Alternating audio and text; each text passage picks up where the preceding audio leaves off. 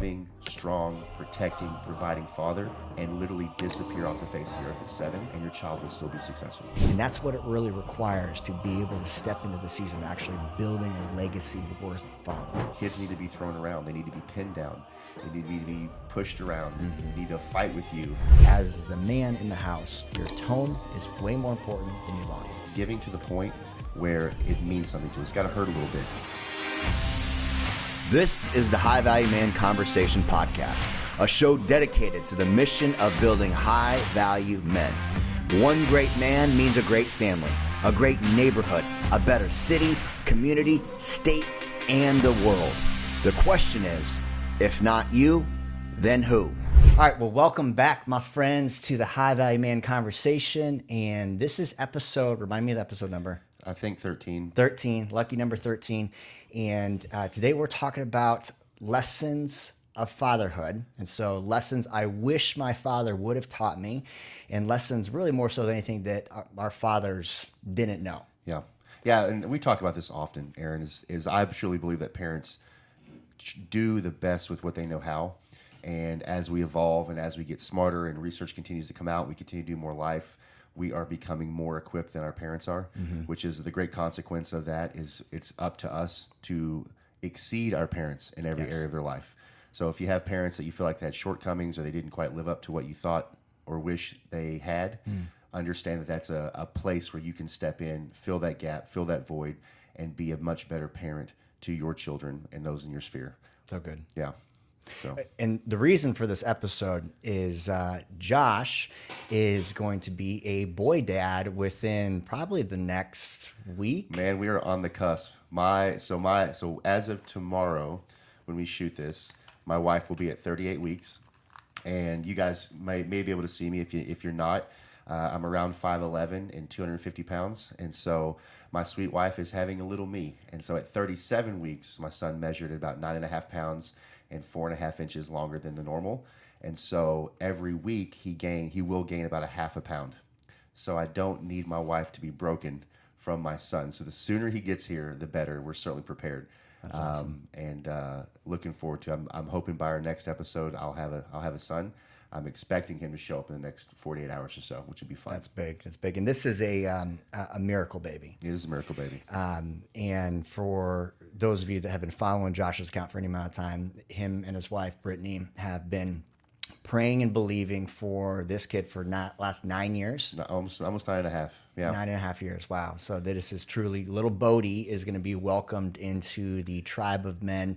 He's got a lot of uncles and brothers and friends to help raise him and really lean into the lessons that we're going to be talking about today, which is the lessons we wish our father would have taught us. Yeah. It's part of that's a village, and we'll cover that here shortly. Love it, man. It All takes a village.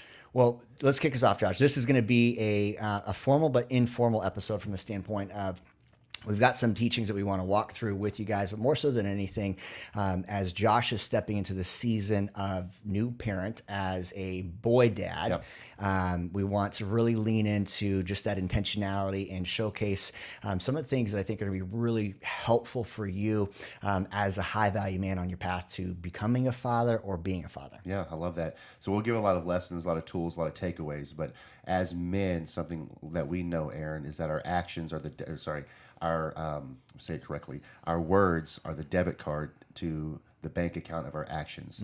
So you're going to get a lot of takeaways today, a lot of good downloads, but also understand that a lot of what we say doesn't matter. It really leans on the action that we take to it.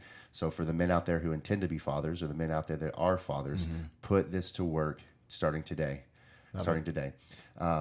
I love that this next thing I'll give you is a man with no plans has committed to his distractions. Ooh. And most fathers don't have a father plan. You may have a plan for your career. You may have an idea for your physique, but most men don't have a true plan of what they want their fatherhood to look like.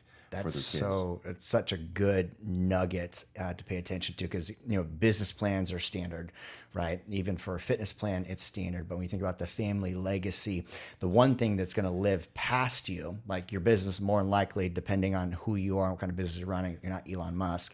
Most businesses are going to die with like that first generation, but your son is going to carry the legacy, the principles, the virtues, the values, the vision of you long past you being gone. No, it's so true. And it's strong, it's powerful.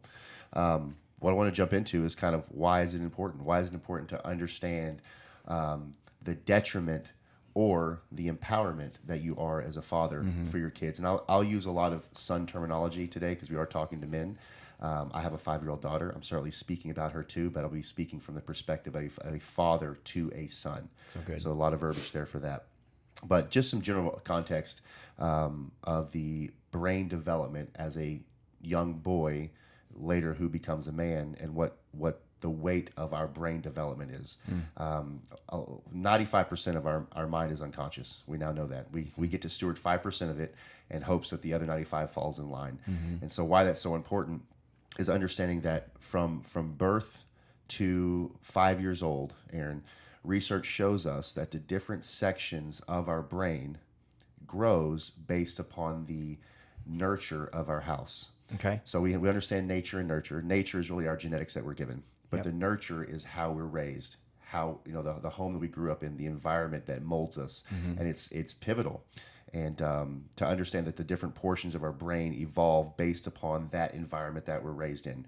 So if we're raised in a home that maybe is fatherless or is a father who's not there, your brain develops around that environment. If you're raised in a home where there's a lot of fighting going on, your brain develops around that. If you're raised in a home that's very peaceful and has a family that, or a mother and father that tenderly love each other and pursue each other, your brain evolves around that. So it becomes who you are, essentially. So what research shows us is that who we are as adults is developed in the first 5 years of our life. And why that's so important, what I want to give to men as a takeaway here, is most men that I experience in coaching, and I do both relationship and individual with men, is men are more willing to be involved with their sons later in life. So we'll say the early teenage years and beyond. And you can do the cool stuff. Cool stuff. We want to go fishing, we want to go hunting, I want to shoot the basketball with you, I want to have a conversation with you and not just hear you mumble and groan and cry kind of thing. So it's easier for men to go, well, when they get to that age, I'll take them on a hunting trip. When they get to that age, I'll spend more time with them. And we miss it because we don't understand that who that child is actually developed in the first 5 years of life. That's good. First 5 years of life. By the age of 7, Aaron, our child's brains are 90% the size that they're going to be as adults. So up to year 7, the research shows us that as parents, if we get it right, and right is really only 40% of the time. So God's got a lot of grace in that. If we get it right 40% of the time, up to their age of 7, then we've set our kids on success. You could almost be a highly involved, loving, strong, protecting, providing father, and literally disappear off the face of the earth at 7, and your child will still be successful. It's interesting. It doesn't work out the other way.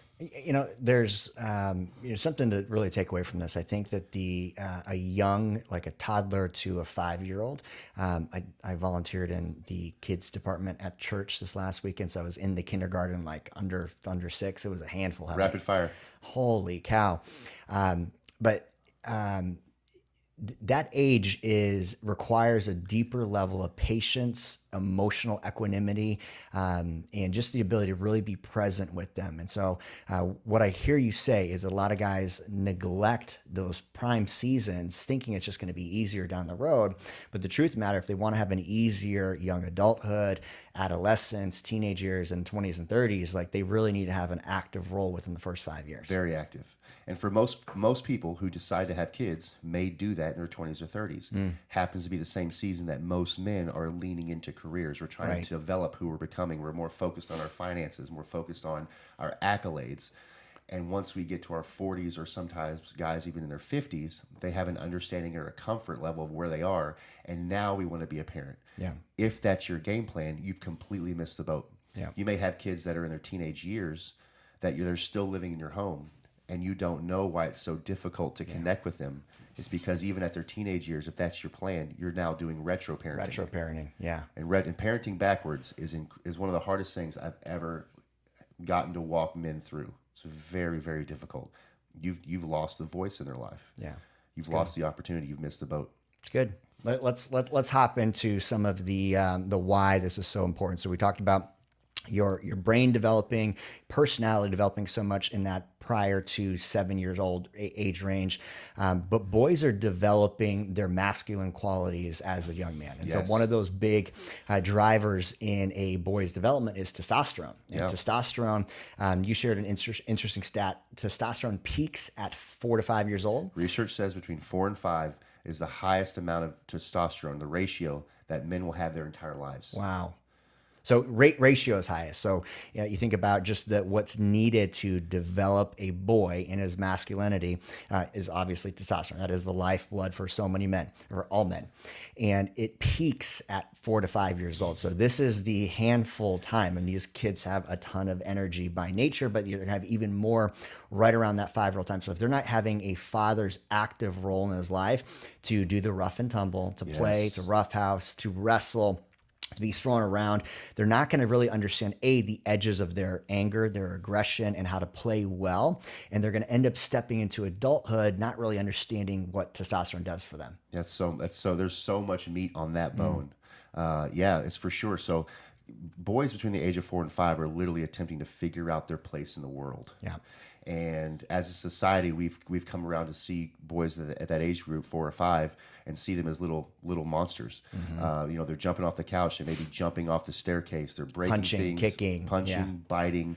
It's one of those of like, man, I've got a problem child. No, you've got a son who is roided out. Yeah. You just don't see it that way because he's got too much fat on him to see the veins. Yep. So, and again, it's him finding his place in the world. And as a society, we are leaning towards really hard to suppress and repress Sedate. and Yeah. sedate. Yeah. I've got a kid that can't sit still in the classroom. He doesn't listen. I get bad, reports in from the teacher. He's this, he's that. He's biting a kid, whatever he is. Let's give him an Adderall. Yep. Let's give him something to help him focus. And all we're doing is suppressing that portion in him. And we wonder how we create passive men. Right. We wonder how we create men in their 20s, 30s, and 40s who are fearful of risk. Yeah. Who are fearful of interaction or confrontation. Right. It's all bred back to those first 4 to 5 years. Yeah, I'd even take it a step further. It's not only the passive man that we're creating and the sedated man, but we're also suppressing that anger so that it can end up blowing up into adulthood. So think about this, the guys that shoot up a school, right? It's all men that do this, or are violent with their partner, or are the ones perpetrating crime. It's typically because they've got this undealt with anger, aggression. They don't know how to deal with their own feelings, emotions, testosterone, and they never had that healthy masculine role model growing up. It's so powerful. It's so powerful. So what boys really need in those first few years, you're priming them for their life. So those primary years is you're giving them a place to get all that out. They need to punch you. They need to kick you. They might need to even bust your lip every now and then. Yep. But as a father, they need that anvil because otherwise it becomes their sister, their mom, kids at school. Relationships when they get older. Yeah, absolutely. And it's just most people miss it. You think you have a problem child. You have an individual who's attempting to become a man at some point. So good. I love that. I love that. So boys find their place in the world, which we talked about. And the biggest piece here of why we need to create allowance for that type of play is boys need to understand what they're capable of, right? So physically understand what they're capable of. If you ever want your child to become a protector, I believe you have to first let them become a monster. Right. So you can't just be peaceful and sweet all your life and then all of a sudden wake up one day as a 25-year-old and see yourself as a warrior protector. Yeah. It doesn't happen that way. Jordan Peterson talks deeply on that. Yeah. Is be able to become a monster and just be able to control it. Exactly. And that's where it's done. It's done inside the sheath of a father. So good. Right. So if you want a sword in there, you're the sheath, which is why you talked about rough and tumble and why that's so incredibly important. Kids need to be thrown around. They need to be pinned down. They need to be pushed around. They need to fight with you. Just how pivotal that is, because if you nurture that then you have the capability to help them steward that later. Yeah, so good. Say that again. So if you nurture it, then you have the capability they have the capability to steward it. To help them steward it later. So yes. good. Yeah. And I think we see this so much in the coaching and the guys that we've worked with is there's just this level of fear of aggression. They've never actually had a healthy outlet for it. And so they're interacting in the world that requires a certain level of conflict, confrontation, and natural masculine aggression. But because they never practiced it when they were young, they don't know how to do it as an adult. Yeah, it's so true. So true. And you see this very prevalent in homes where boys are maybe even raised with two parents, but mom's the one who's running the roost. So the father is not as strong as the mother. It's very confusing for a son attempting to become a man, and he begins to emulate his mother versus his father, Yes, as it's designed. So just a huge piece there. So we talked about testosterone, where that peaks in a boy. Just to be aware of that can be a game changer for most men. And if you have children who are over this age, maybe you have kids who are a little bit older, teens, 20s, 30s, depending on how old you are. And they still need it. We can't go backwards. Right. They still need it. So our fathers, regardless of our age, we still need our fathers to be that anvil. It may be an emotional anvil, maybe a financial anvil, but we need to be able to have that to bounce our life off of. Yeah. And so it's if you have young kids, great, you can begin to model it now. Yep. But if you don't, understand that that's still available to you. You just got to decide. Yeah. And if you don't have that, if you don't have an active and healthy relationship with your father figure and you're in adulthood, you need to get a tribe of men. And so the tribe of men can help provide that modeling, that masculinity, that anvil for you to do the rough and tumble, everything else, get into martial arts, get into jujitsu, lift heavy weights, get into competition. But you need men around you, one place or the other. For sure. And the more the better. The more the better. Just don't let them be the knuckleheads from college. Don't let him just be the guy that's next door kind of thing for convenience. Yeah. Be very intentional about who you do your relationships with, because they will speak into your children. Yeah. I promise you that, through words or action. And so the last piece I want to give that's really, really important for young boys with fathers is fathers need to create space for their sons to know their voice is valued. Create space for them to know that their voice is valued. There's so many boys who turn into men that didn't have fathers that had conversations with them, right? Ask them their opinion on things. A great practice here, Aaron, is to have a type of roundtable conversation. You can utilize dinner with the family, or you can even set up. We do family meetings, and family meetings can happen we do them about once a month, where we go over again our values, who we are core values wise, but we also talk about what's important as a family, what we're doing. What are you doing to contribute to our family? It's good. Is the question that we have.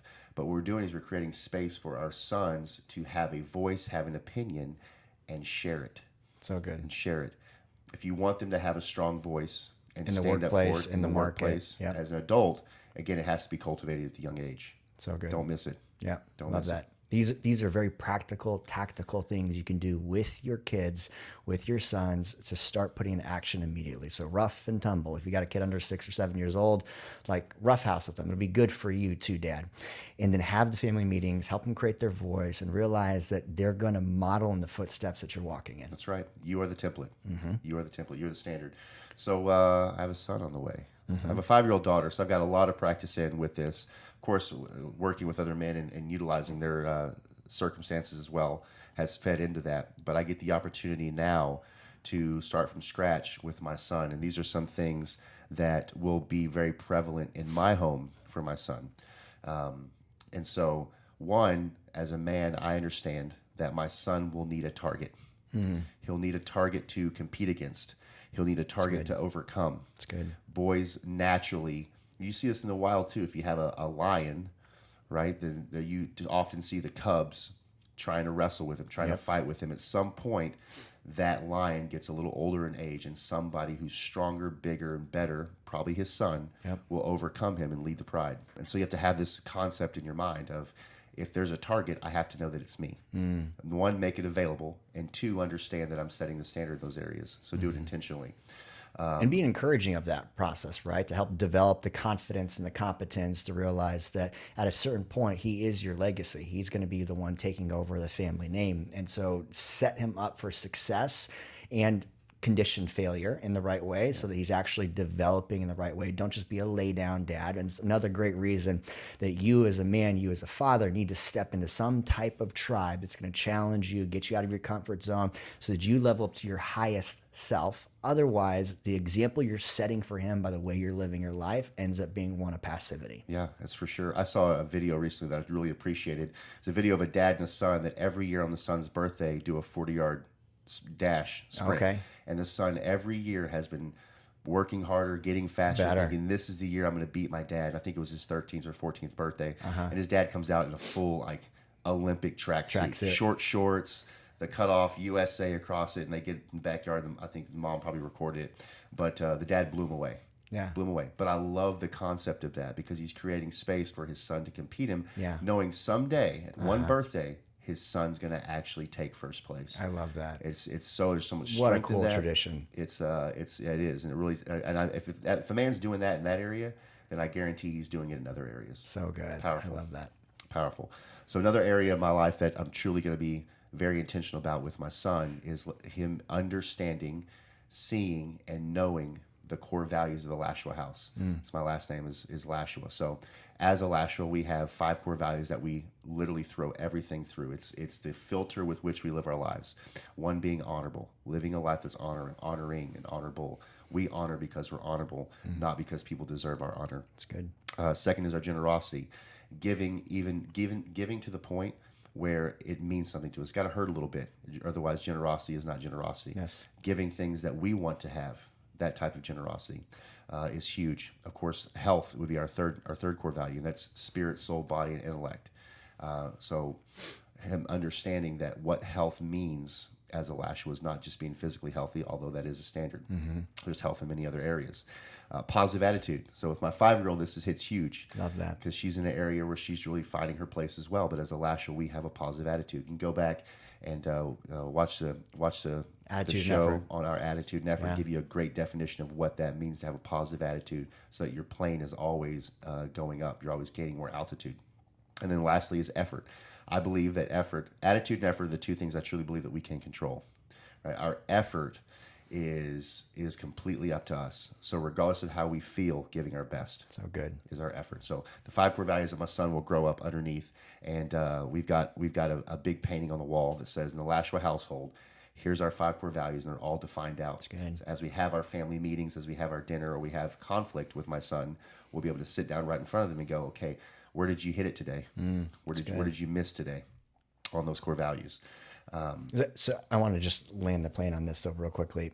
But before you can have family core values, you have to have personal core values. That's right. You know, before you can lead your wife and your kids, your community, your workplace, you need to define and refine who you are as a man, define what your core values are, have clarity of vision, go through our 6 V's, like go through that process. Like you have to have your core values in place first as a man and lead it for yourself and set the example for it, the standard for it before anyone else will follow in it. Yeah, that's beautiful. If you want to create a draft for your children to be into, you have to understand what values are and know that you're living them. And if you have difficulty understanding that, take a look at your calendar. It'll show you exactly what you Time, value. effort, energy, money, free time, all that. You see where you're spending it, and it gives you a really clear picture. It's a very clear picture.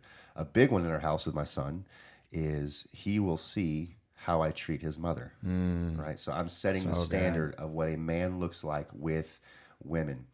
And so that's me pursuing her in loving touches, non-sexual, non-bathing suit touches, which I'm working on, but being loving towards his mom, hearing what she has to say, and putting to action. My wife does not gripe or complain because in my wedding vow, one of my wedding vows to her is that her voice would be second to God in my life, period. And so he's going to grow up in a home where his mom says something and his father takes it seriously. That's good. Being tender with her, opening the door for her, gifts for her, being strong around her is a template that he will get to model for sure.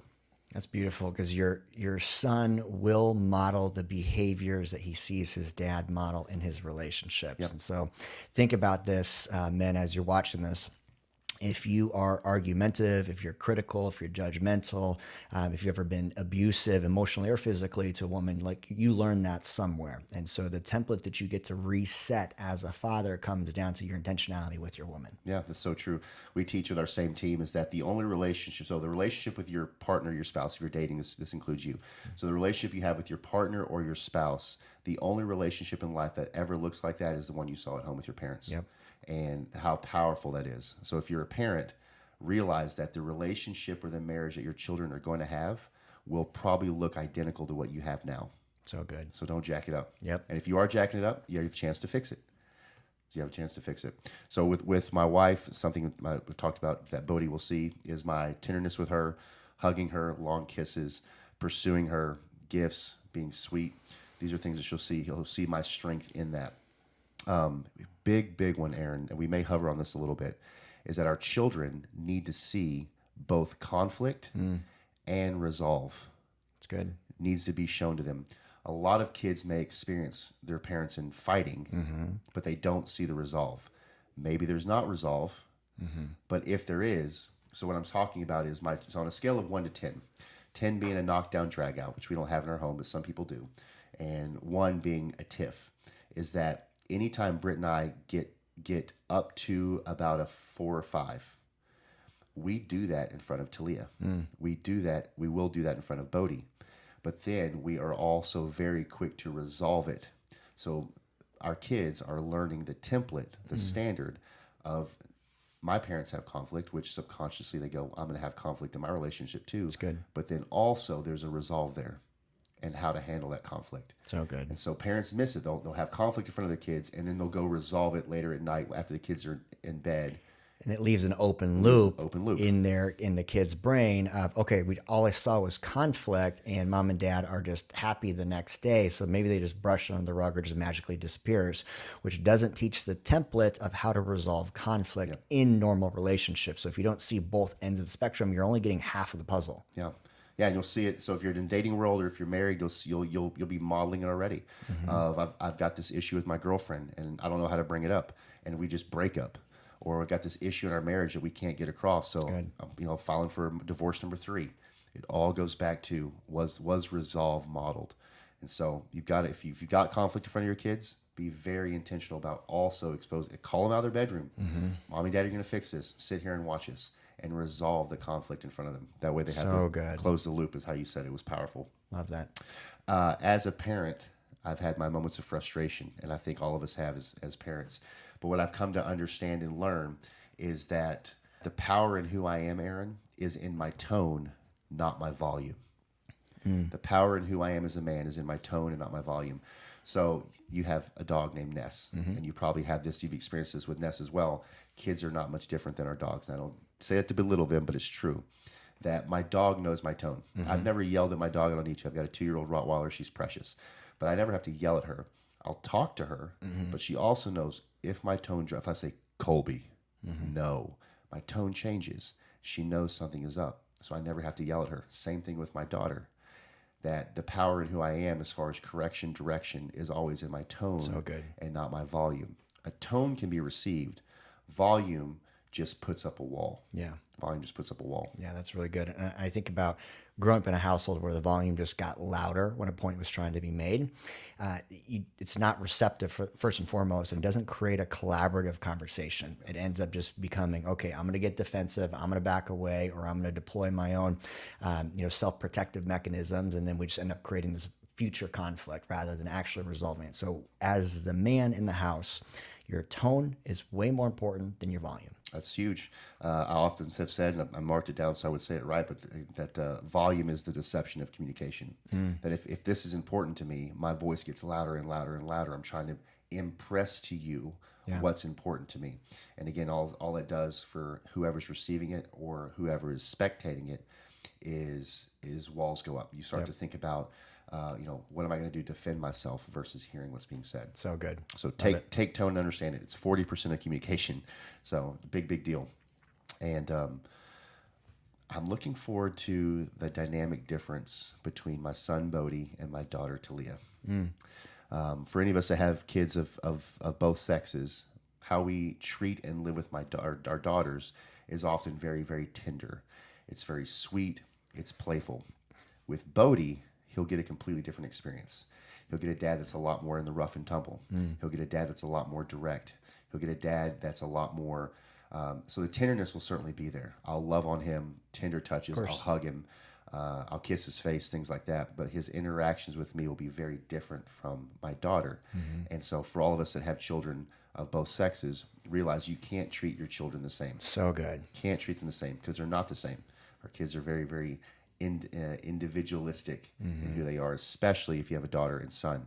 And so take all these things that we're giving you and can encapsulate it into a very masculine type shell of how am I going to treat my son so that he grows up to be the masculine man that I am. So good. I love that. I love that. And I think this touches on, I know that there's a lot of fatherless homes, men that grew up with a strong female voice and not a healthy role model. What was probably missing, because I'll speak from my own experience, what was missing is that directness that we really needed from the father's voice, as opposed to the mother being both the disciplinarian and the nurturer. This is why you need both parents on that side of the house. But the man's job is to be masculine, sturdy, grounded, structured, create that responsiveness, not reactive, and be emotionally grounded. That's so true.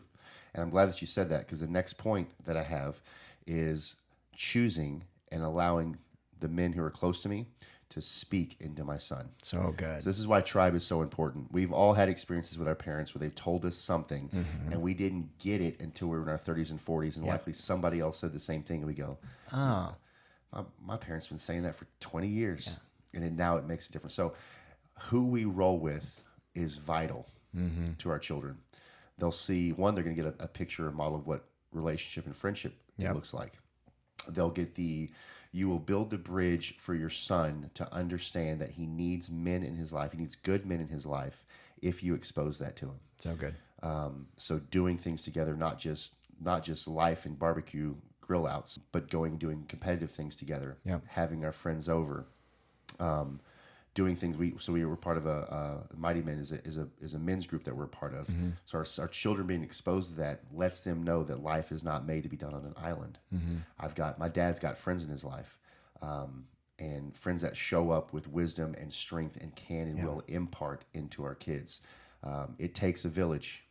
It takes a village. And most men are unwilling to be aware that they need to build the village. Right. And so it goes back to you, the man, vision, core values, stacking victories, and doing this within a tribe is going to challenge you, get you out of your comfort zone, support you. Because the biggest thing is it also provides a great template for your son to follow in. Got to have it. Love it. Got to have it. And if you don't, you'll end up being on the other end of the phone with Aaron or me. About 15 I don't years. understand why my son doesn't listen, my wife doesn't respect me, I'm sleeping on the couch, and I put on 50 pounds. Yeah. It's a very common outcome, and I hate it for everybody. Yeah. I hate it for everybody. The last point I'll give, and I model this from our pastor, Keith Kraft, who has been a businessman for 40 years. But as his children got to teenage years and became interested in money and wanted to work to have some money, rather than letting them go out and get normal jobs, delivering pizzas or whatever it may be, he paid them to go with him to all of his business meetings. He actually put them on a personal salary and said, listen, your job is just to come be with me. And that creates opportunity for unique conversations. But the beauty behind that is it taught his children, one, how to do business, taught them emotional equanimity. It showed them the context of their father, the depths of their father, because they got to be with him in meetings, got to be with him around business deals, got to be with him in relationships that were business oriented. But his children now are successful in the business world, successful in their financial world, because that wasn't just, oh, dad goes to work. Right. Not real sure what that means. Yeah. No. And the cool thing about that too is that's how it used to be done. The boys would go off to whatever the work was, the trade that their father was doing, and learn from the father and the grandfather in the field, work with their hands, be side by side, pick up all the subtleties of what masculinity really is, rather than just being with mom all day or in a school system all day and actually not learning the inner workings of what it means to be a man. Yeah. You want your son to walk his life out in your draft.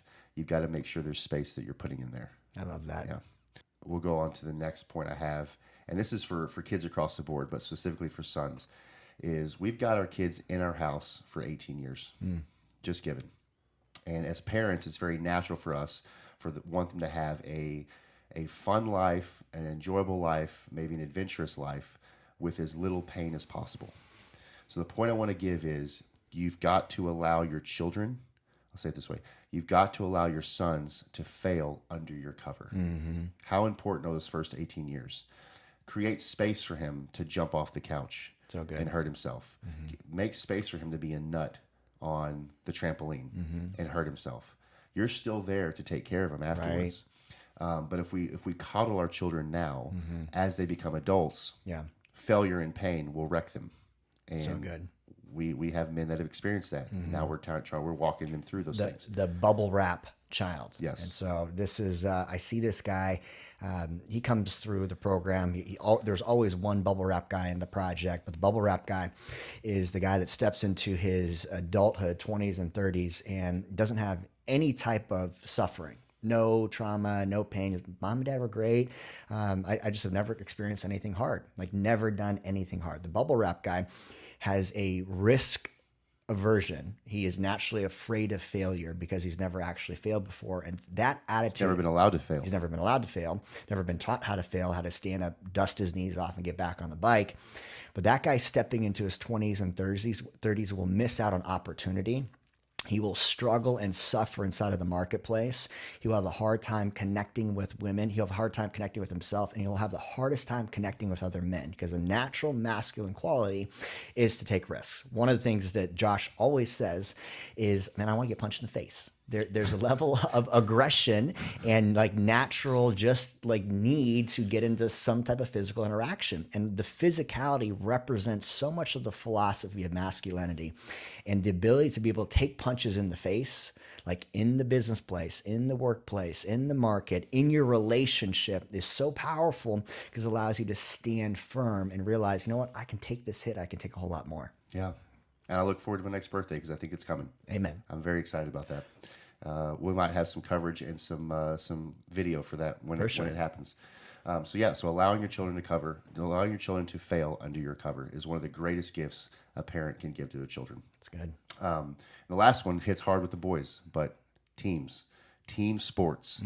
Why it's so important. It's not just to distract them. It's not just so that they're doing something outside the house. But in team sports, Aaron, we learn how to integrate with other men, other boys. We learn to work together as a team. We learn to trust another male. Yeah. Trust another male. Golf is great. Tennis is great, but often it's played on their own. You need team sports to be around other men, to be able to trust you're going to pull your weight. I'm going to do what I need to do, and we can stack wins, stack victories that way, and create experiences and bonds that often last a lifetime. Yes, so good. And then the last part of that I'll give that most men don't hold in high regard, and we should, is we have an intricate need to compete. Our sons need to compete. They need a target. They need to compete. They need to put themselves and evaluate themselves up against others. Not just you, but up against others their age. Yeah. Right? They'll work harder if they think, I have a chance to beat this guy. If we train harder, if we work harder as a team, then we have the opportunity to be first place. I hate that there's more than three. First, second, and third should be it. And we should keep score at Little League games, the whole 9 yards. We have a need to compete. We just experienced this a couple weeks ago at our Warrior games. Yeah. Is watching men in their 30s, 40s, and 50s that most all work in an office somewhere, don't compete in anything, but you put us in a field for a day and you see savages come out. Yeah. That's in there. Yeah. It's been in there and it's been suppressed. But how much boys and men need to compete in something. Go figure out something to compete in and do it, not just paper, rock, scissors. Amen. I love that. So powerful. So many good lessons. And we'll put these in the show notes so you guys can encapsulate them, and you stepping into this new season of intentional boy fatherhood, man. I'm so excited for you because it's giving so much hope, I know, to so many men out there that are realizing that we're in a time, we're in a season where we need strong men. And it requires a level of intentionality. And Josh has been very intentional with his parenting, with his relationship, with his marriage, with his physicality, with his faith, with his family, with his finances, all of the F-bombs. And that's what it really requires to be able to step into the season of actually building a legacy worth following. I love that. And you guys will, so parents have, I say this often, parents will be one of two things, either a stepping stone or a crutch. I will be a stepping stone for my son. And I look forward to some of you men who take this journey with us. And when you see him in his late teens and 20s and 30s, not only will he be as good as me, but he will overcome everything that I've ever done in my life. He will exceed me in every area of my life and be more impactful, stronger, smarter, wiser for all the men around him at a very early age. We will save decades of growth and development because he'll stand on my shoulders. And so I look forward to even coming back to this podcast in 20 years and getting to do some replay on it. So it'll be great. I love that. Guys, this was the High Value Man Conversation, and this is a powerful episode. Make sure that you're checking in with Josh on the socials. After this episode goes live, we'll have a new little mighty men inside of the tribe. Excited to welcome him to the family, and really more so than anything, excited to see the intentionality of this conversation be walked out. Love it. Much love, many blessings. Talk to you guys soon. Boom.